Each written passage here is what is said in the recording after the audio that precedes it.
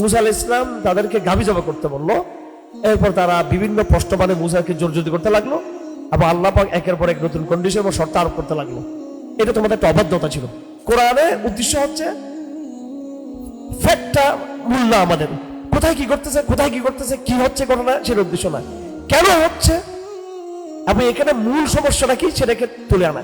একটা লোক মারা গিয়েছে এটা বড় কথা না, কিন্তু একটা লোককে মারা যাওয়ার পরে সেটাকে ধামাচাপা দেওয়া এবং ধামাচাপা দেওয়া ঘটনার রহস্য উদ্ঘাটন করতে গিয়ে কোরআন যে তার ফরেন্সিক যেই ফর্মুলা নিয়ে আসতেছে গেলে যে এইভাবে করলে সে বলে দিবে এখান থেকে, এটাকে তারা অবাধ্যতার মধ্য দিয়ে এটাকে চাপিয়ে রাখার চেষ্টা করতেছে। এই শয়তান এটাকে ফাঁস করে দিচ্ছে কোরআন বারবার।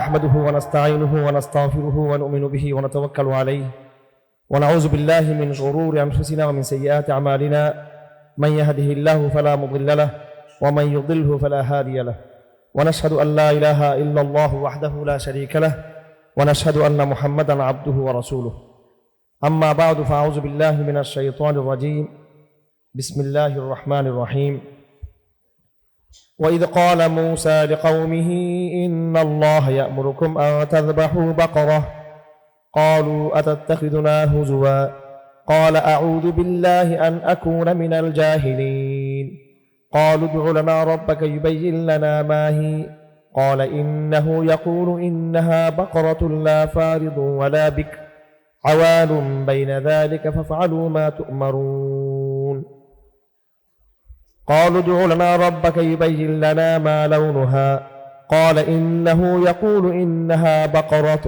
صفراء فاقع لونها تسر الناظرين قالوا ادع لنا ربك يبين لنا ما هي إن البقرة تشابه علينا وإنا إن شاء الله لمهتدون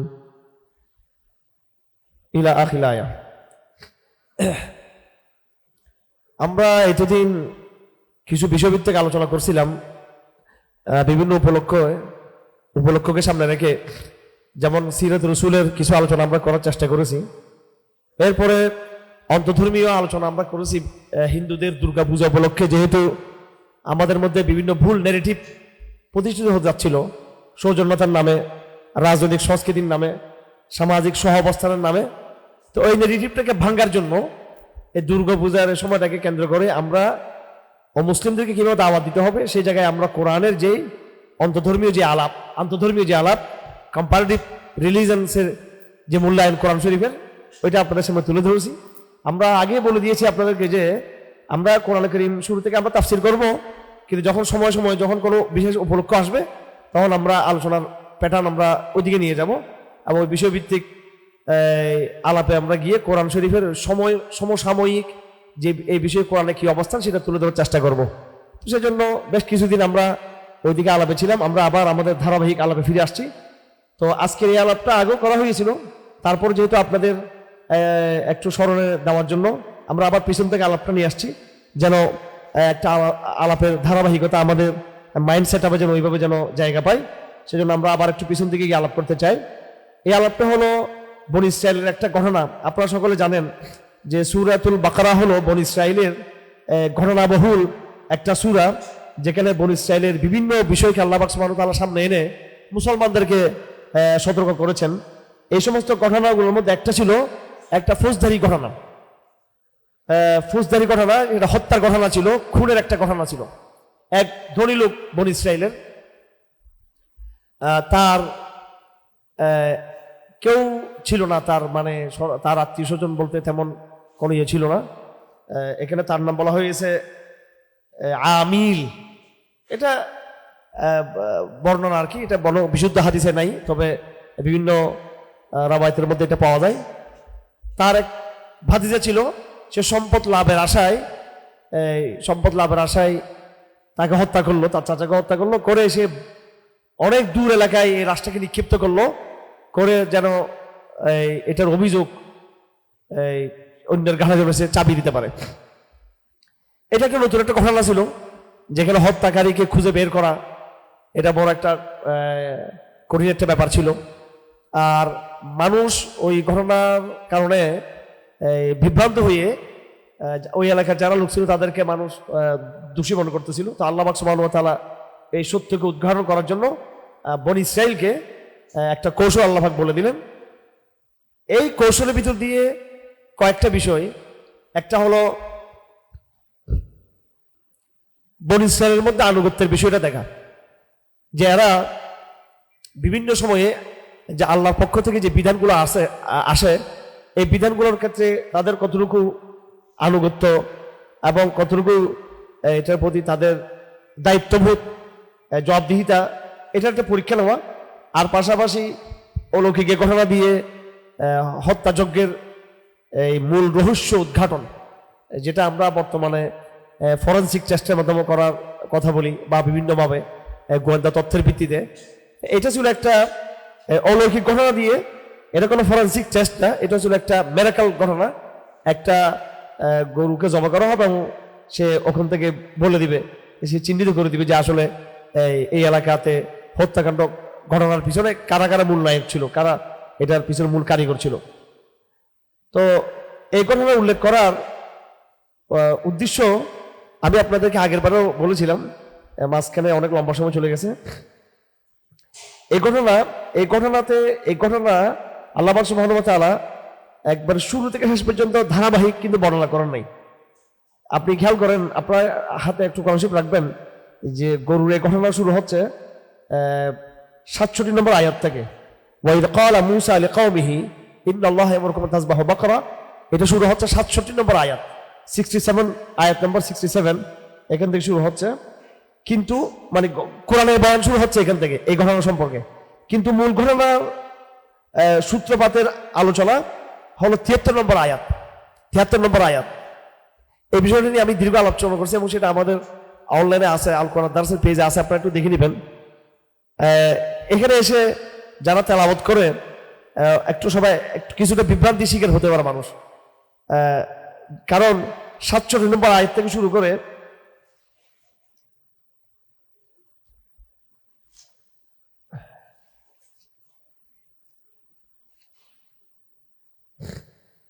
প্রায় 74 নম্বর আয়াত পর্যন্ত, 67 থেকে শুরু করে 74 নম্বর আয়াত পর্যন্ত এই ঘটনার আলোচনা আছে। এই ঘটনার মধ্যে ঘটনার শুরু, যেমন আমরা হযরত ইউসুফ আলাইহিস সালামের ঘটনার মধ্যে একটা তরতিব আমরা পাচ্ছি, ধারাবাহিক বিবরণ আছে। প্রথমে কি হলো, পরে কি হলো, পরে কি হলো, এবং এই ঘটনাকে আল্লাহ পাক সুবহানাহু ওয়া তাআলা কোরআন কারীমে বলছেন আহসানুল কাসাস, সর্বোত্তম কাহিনী। কোরআন কারীমের কোন জায়গায় আপনি ঘটনার ধারাবাহিকতা কিন্তু রক্ষা করা হয়নি।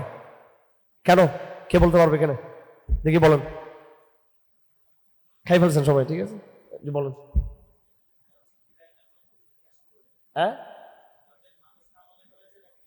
হ্যাঁ, যাতে মানুষ মনে না করে এটা কোন কাহিনীর বই, ইতিহাসের বই। কোরআন শরীফের ইতিহাস আছে কিন্তু এটা ইতিহাসের বই না।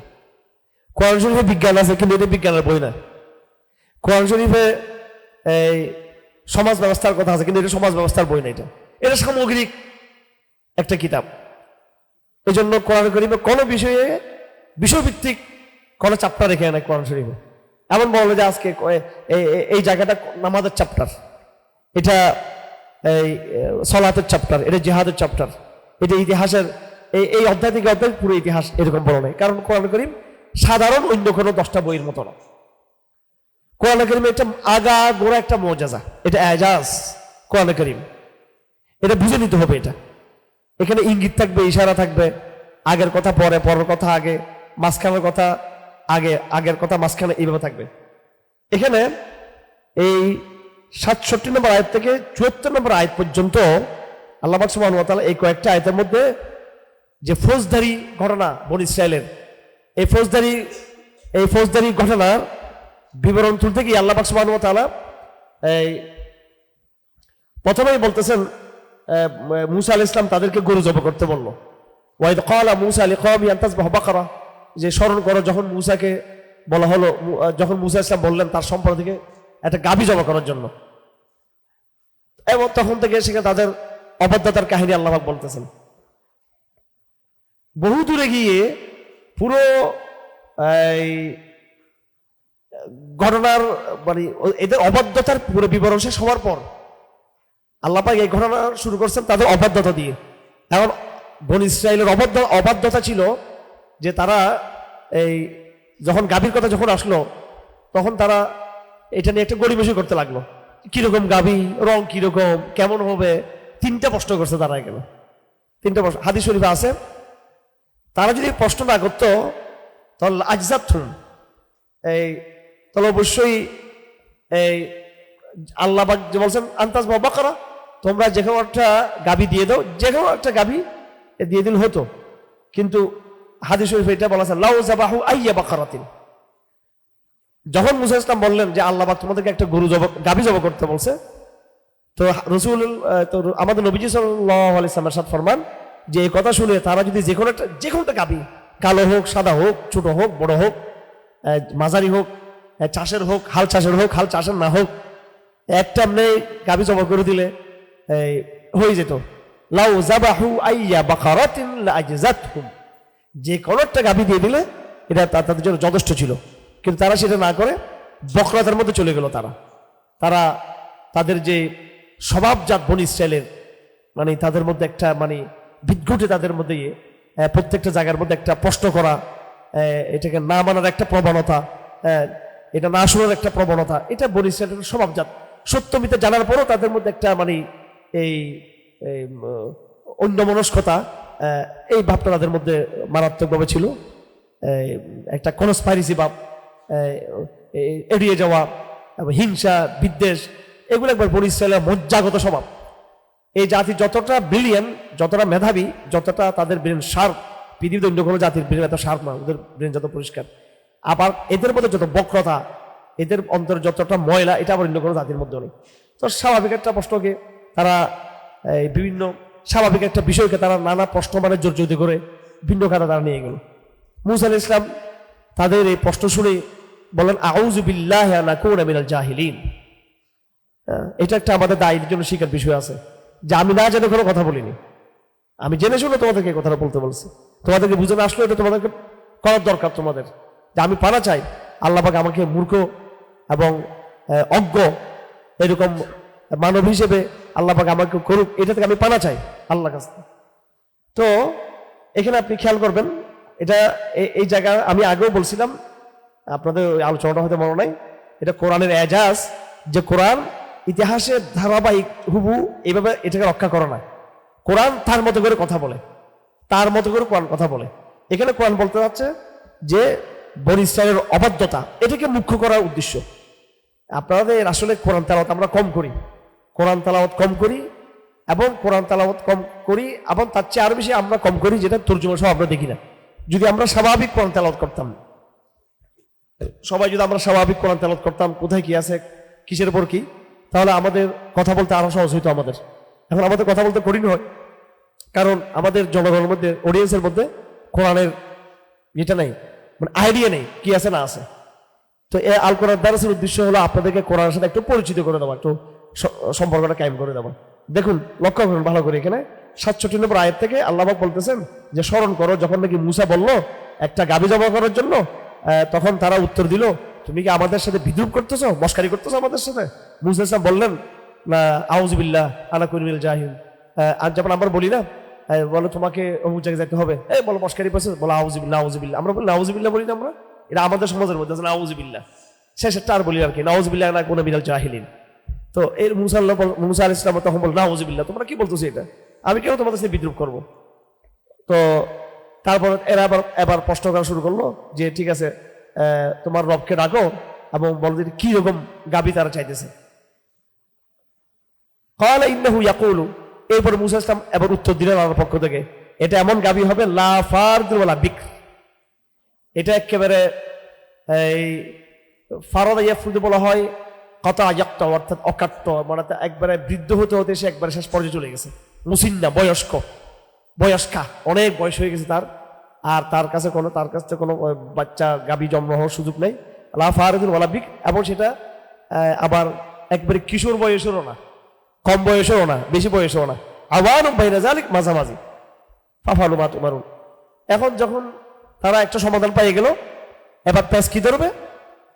বলে হ্যাঁ আচ্ছা এরকম গাভী তো ঠিক আছে, মাঝারি টাইপের একটা গাভী আর কি, যেটা বেশি বয়স্ক না আবার একবারে যেটা একদম নতুন না, নবীন না। এখন বলতে তোর রং কি হবে? রং কি হবে? তো মুসলমান বলছে একবার দবদবে হলুদ একটা নিয়ে আসো। কলা কলু যখন রব্বাকে বেজিল্লা না মালা হলো, তোমার রবকে বলো যে তার রংটা কি। কলা ইন্নাহু ইয়াকুল ইন্নাহা বাকাতুন সাফরা ফাকিউল লাউনুহা তাসরুন নাযিরিন, এমন বলা বলছে এক তো হলুদ, ফাকিউল লাউনুহা তার রং একবারে পরিষ্কার হলুদ, একদম মানে ওখান থেকে আলু ঝলসাচ্ছে এরকম। হ্যাঁ, তাসরুন নাযিরিন, আবার এমন হলুদ হলো না যেটা একেবারে বিদগুড়ো হলুদ।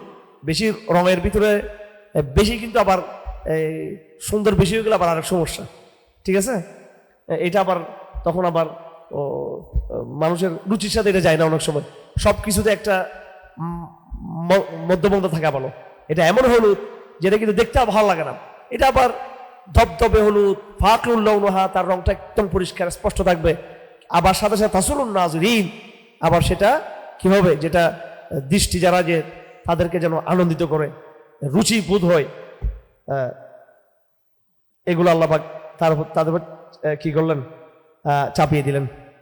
এবার কোথায় খুঁজবে তারা? এরকম হলুদ হইতে হবে, ধবধবে হলুদ হইতে হবে একেবারে। এরপরে তার রংটা হয়তো একদম একদম আলোকিত ঝলসানো, এবং সেটা আবার রুচিশীল হইতে হবে। পাগল হয়ে গেছে, কিন্তু তারা প্রশ্ন ছাড়া নেই। মাহিয়া বলতেছে আরো স্পষ্ট করো, এরকম হলুদ গাভী নাকি অনেক আছে, দুষ্ট। ইন্নাল বাকারা তাশাবা আলাইনা, এরকম কিরকম হলুদ গাভী তো কয়েকটা আছে, হলুদের মধ্যে আবার কিরকম। প্রথম বললো গাভীর মধ্যে কিরকম, মাঝারি টাইপের গাভী। পর বললো যে হলুদ, বললো হলুদের মধ্যে কিরকম। এবার আরো টাইট দিছে আল্লাহ পাক, কিরকম? ইন্নাহু ইয়াকুল আল্লাহ পাক বলেন এমন গাভী লা দালুল তুসিউল আরদ ওয়ালা তাসকিল হারস মুসাল্লামাতুল লা শিয়াতা ফি, এমন কোন গাভী হতে পারবে না যেটা জমিন চাষাবাদ করে। এই যে গাভী যেগুলো জমি, বড় বড় গরু গাভী যেগুলো আছে, গাই জমিন চাষ করে, ক্ষেত খামারে এগুলো পানির জন্য ব্যবহার করা হয়, পানি সেচ করে, এরকম কোনো হতে পারবে না যেগুলো ক্ষেতের কোনো কাজে আসবে না, ক্ষেত খামার কৃষি কোনো কাজে ব্যবহার হলে। এরকম মুসাল্লামাতুন পরিষ্কার একবারে ত্রুষ্টি মুক্ত, লা শিয়াতা ফিহা, কোনো রকমের কোনো এখানে ত্রুটি নেই।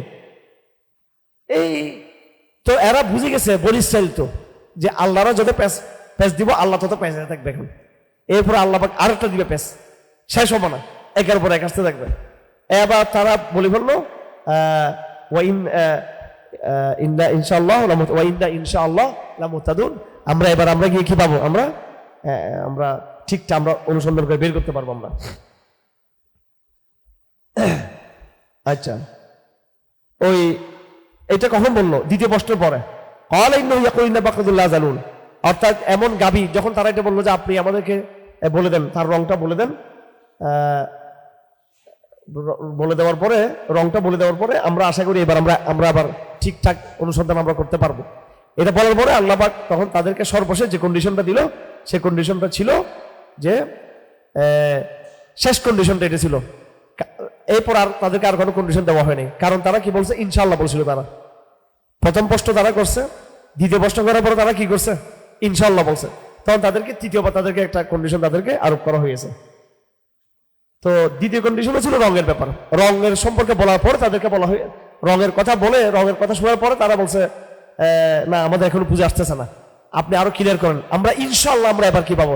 হেদায়েত প্রাপ্ত আমরা হবো, আমরা ঠিক মতো অনুসন্ধান করতে পারবো। তখন গিয়ে তাদেরকে কি করা হলো?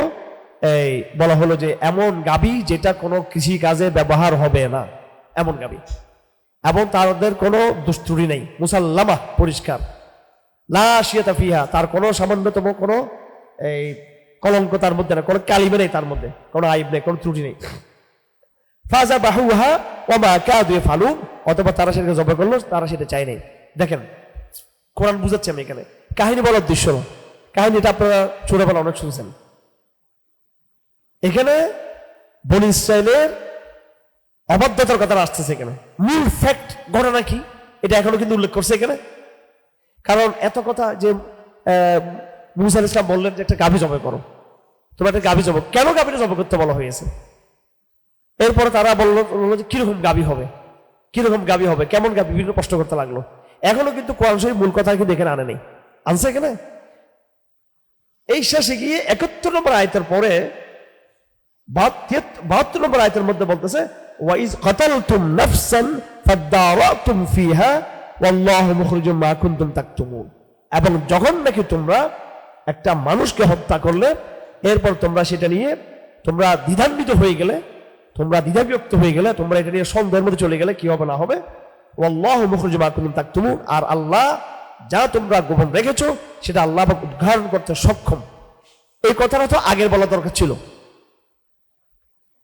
ঘটনার রিয়েকশনটা আগে, ফ্যাক্টটা পরে বলতেছে, রিয়েকশনটা আগে বলতেছে।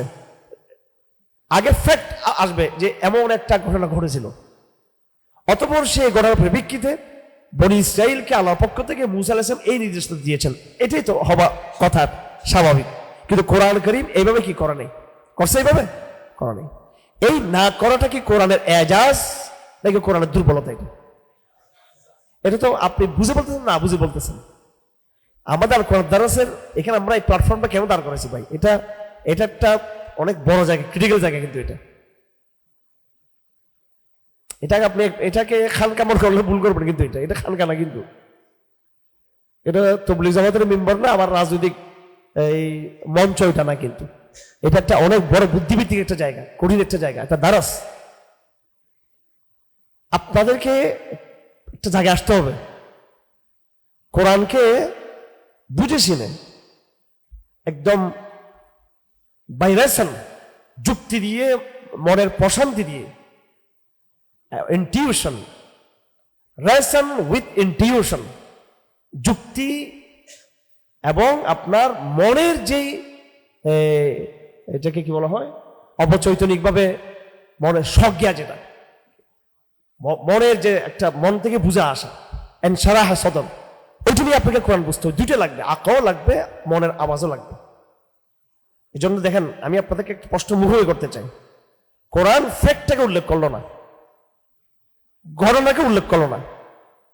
এটা এটা রিয়েলিটি, এটা ব্যাপারটা কি এখানে, ইস্যুটা নাই, কিন্তু ইস্যুর কোনো উল্লেখ নেই এখানে। যে ইস্যুটা কি, ইস্যু কি, ফ্যাক্ট কি এখানে নাই, কিছু নাই। বলতেছে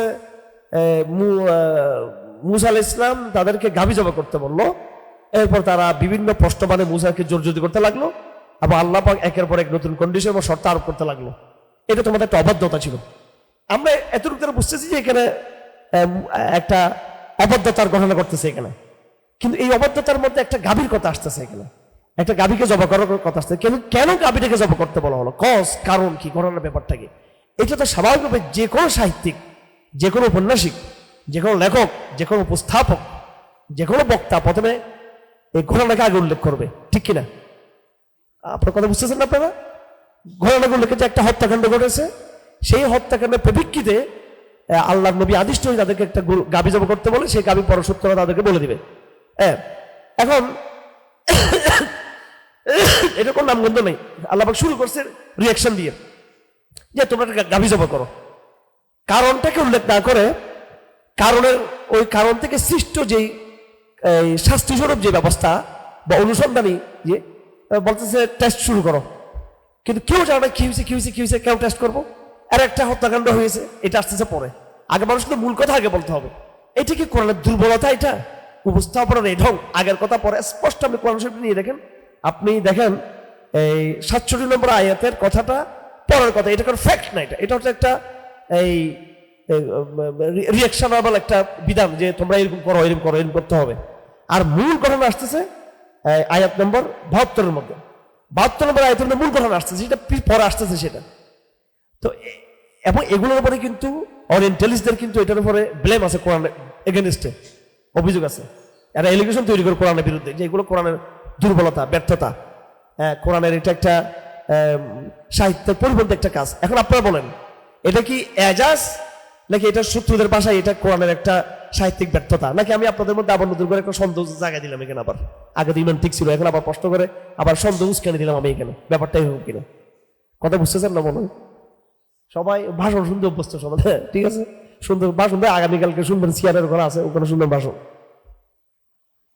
ভাষণ টাষণ, এই সেমিনার বলি আর লাল দিঘির মাঠ বলি, এগুলো হচ্ছে এই যা কিছু আমরা এখানে বছরকে বছর গবেষণা করি, ওইটা তার কিছু নির্যাস ওখানে, তো ওটা মূল কাজ নয়। ওইটা আপনাকে প্রিপারেশন নিতে হবে এখান থেকে। এটা হচ্ছে একবার ট্রেনিং সেন্টার, ঠিক না? নিয়মিত কোরআনকে বোঝার চেষ্টা করেন সবাই। আমি বলতে চাই যে এটা হচ্ছে এজাজ। এটা কি এজাজ? কেন, কি কারণে, কিভাবে সেটা এজাজ? কোরআনের মূল ইন্টেনশন লক্ষ্য বুঝতে, নিয়তটা বুঝতে হবে। কোরআনের মেজাজ বুঝতে হবে। কোরআন কোন ঘটনা বিবরণ, ওই যে ভাই বললো যে কোরআন কোন ঘটনার বিবরণের জন্য কোরআন এখানে আসা নাই। কোরআনের মাইকটা হচ্ছে এখানে ইহুদিদের অবাধ্যতাটাকে কি করা, প্রমাণ করা। কোরআন ফ্যাক্টটাকে প্রথমে উল্লেখ না করে সেটাকে পিছনে ঠেলে দিয়েছে ঘটনাটাকে, যেটা মূল ঘটনা, এটাকে কোরআন পিছনে ঠেলে দিয়ে অবাধ্যতার বিষয়টাকে, রিয়েক্টিভ অবাধ্যতাকে আগে নিয়ে আসছে। এটাই কোরআনের মূল উদ্দেশ্য, যে একটা বেয়াদব সম্প্রদায় বনী ইসরাইল, এটাকে আগে নিয়ে আসছে, এটাকে মুখ্য করেছে এখানে। আর ইতিহাসের বইয়ের মুখ্য হচ্ছে আগে ফ্যাক্টটাকে নিয়ে আসা, ঘটনাটাকে সামনে নিয়ে আসাম, যে দেখো এমন একটা ঘটনা ঘটেছে, হত্যাকাণ্ড। এই ঘটনার পরিপ্রেক্ষিতে তাদেরকে বলা হয়েছে যে তোমরা একটা গাভীকে তোমরা জবাই করো। তাহলে এটা হচ্ছে একটা দুনিয়াবি হিসাব নিকাশ, কিন্তু কোরআনের উদ্দেশ্য হচ্ছে ফ্যাক্টটা মূল না, আমাদের কোথায় কি করতেছে, কি হচ্ছে ঘটনা, সেটা উদ্দেশ্য না, কেন হচ্ছে এবং এখানে মূল সমস্যাটা কি সেটাকে তুলে আনা।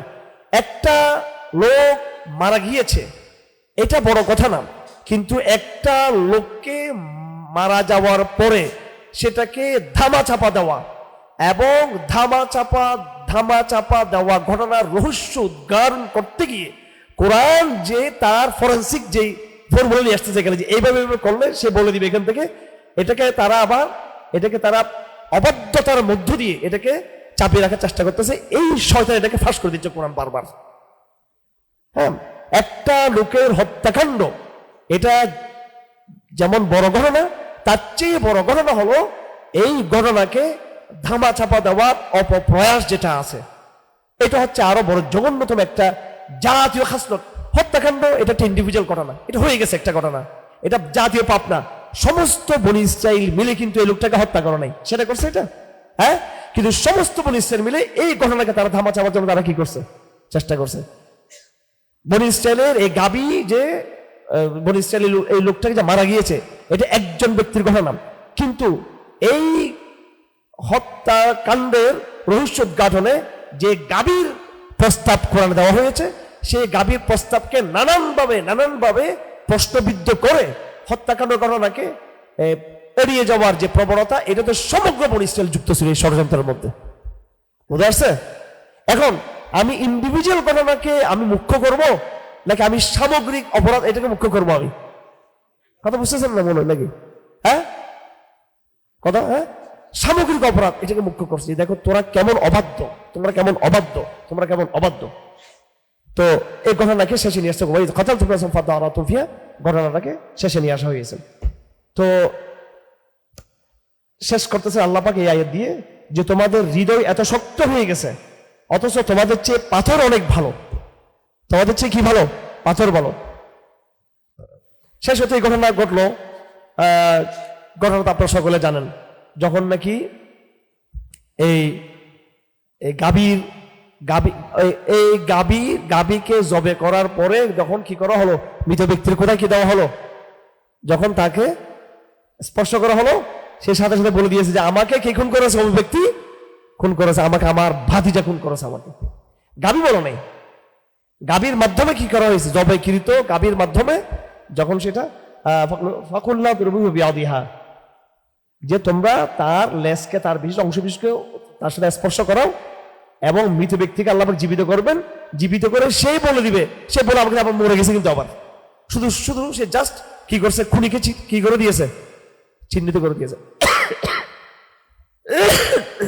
তা আল্লাহ সুবহানাহু ওয়া তাআলা এখানে তাদেরকে বলছে তোমাদের অন্তর পাথর চেয়ে শক্ত, তোমাদের হৃদয়গুলো ফাহিকাল হিজার আসাদ কাসওয়া, বরং পাথর চেয়ে তোমাদের অন্তর শক্ত, বরং পাথরের মধ্যে কিছু কিছু আছে পাথরের ভিতর থেকে নাহার প্রবাহিত হয়, এবং কিছু আছে মানে পাথর ভেঙে পাথরের ভিতর থেকে পানি বের হয়, আর কিছু আছে যেগুলো পাথরের বড় বড়, যেমন নাকি আপনি জাফলংয়ে দেখছেন বিশাল বিশাল পাথর, বিশাল বিশাল পাথর, পাথরের ভিতরে সেখানে কত সুন্দর স্রোত পানির। আবার কিছু ডাইরেক্ট পাথরের ভিতরে পানি থাকে, আবার কিছু পাথর আছে আল্লাহর ভয়ে ধ্রাস করে নিচে পড়ে আসে, হঠাৎ করে পড়ে আসে উপর থেকে, ধস নামে। এগুলো সব আল্লাহকে ভয় করে। একটা পাথর, সেটাও কি মানুষের হৃদয়ের চেয়ে একটা পাথর সে অনেক নরম। নাউজুবিল্লাহ। আমাদের আমাদের কলিজার চেয়ে পাথর কি অনেক নরম। এটাও কিন্তু একটা বড় শিক্ষণীয় একটা বিষয়। যাই হোক, তো এই ঘটনা থেকে আমরা মোটামুটি যা শিখতে পেলাম সেটা হলো বনী ইসরায়েলের অবাধ্যতার বিষয়টা তো এখানে আছে। সেই অবাধ্যতাটাকে আল্লাহ পাক একবারে আনতে আনতে কোথায় নিয়ে আসছে, পাথরের সাথে তুলনা করে দিয়েছেন আমাদেরকে সতর্ক করার জন্য। আর এখানে আমরা একটা আলাপ করলাম কোরআনের একটা এজাজের, আমরা কি করলাম এখানে আলাপ করলাম। কোরআন তার মূল নেগেটিভটাকে আমাদের সামনে নিয়ে আসে। আমাদের নেগেটিভ, আমাদের আশা আকাঙ্ক্ষা একটা, কিন্তু কোরআনের আশা আকাঙ্ক্ষা যেটা, সেটাকে কোরআন বারবার কি করে মুখ্য করে। এই জন্য আলোচনার মধ্যে আল্লাহ তাওহীদ শিরকের আলোচনার মধ্যে কাহিনীর কথা নিয়ে আসছে এখানে। কোরআনে কারীমে লাকাদ কানা ফি কাসাসিহিম ইবরাতুল লিল আলবাব মা কানা হাদিস ইফতারা বিহি, সূরা ইউসুফের মধ্যে আছে যে তাদের কাহিনীর মধ্যে তোমাদের ইবরত রয়েছে। ফাকসুসিল কাসাস, আল্লাহ পাক সূরা আরাফ বলেন তুমি তাদেরকে কাহিনী উল্লেখ করো, তাদেরকে কাহিনী উল্লেখ করো। আল্লাহ পাক এইভাবে সূরা হুদের মধ্যে আল্লাহ পাক শেষে বলতেছেন ওয়া কুল্লাম নাকুসসু আলাইকা মিন আনবাই রুসুল, আমি তোমাকে এই বিভিন্ন কাহিনী বলবো। তো এই কাহিনীগুলোর মধ্যে কাহিনী উদ্দেশ্য না, কাহিনীগুলোর মধ্যে থেকে উদ্দেশ্য হলো আল্লাহ পাক সুবহানাহু ওয়া তাআলা তাওহীদের নেগেটিভটাকে এখান থেকে বের করে নিয়ে আসা। আর এখানে বিশেষ করে স্পেসিফিক বনী ইসরাইল, আমি আবার আপনাদেরকে এটা বলে শেষ করতে চাই যে বনী ইসরাইল হচ্ছে মুসলিমদের মোটিভেশন। ইহুদিদেরকে বলে বলে আমাদেরকে কি করতেছে আল্লাহ পাক মোটিভেশন করতেছে। আলটিমেটলি কিন্তু উদ্দেশ্য কিন্তু আমরা কিন্তু যেন আমরা যেন ওদের মতো কনস্পাইরেসি না করি, ওদের মধ্যে বিদ্রোহী মানুষগুলো যেন আমরা যেন এভাবে না রাখি। আল্লাহ পাক সুবহানাহু ওয়া তাআলা আমাদেরকে কোরআনের এজাজ যথাযথভাবে বোঝার তৌফিক দান করুন। কোরআনের এজাজকে আমরা বোঝার চেষ্টা করি। সুবহানাল্লাহি ওয়া বিহামদিহি, আশহাদু আল্লা ইলাহা ইল্লা আনতা, আস্তাগফিরুকা ওয়া আতুবু ইলাইক।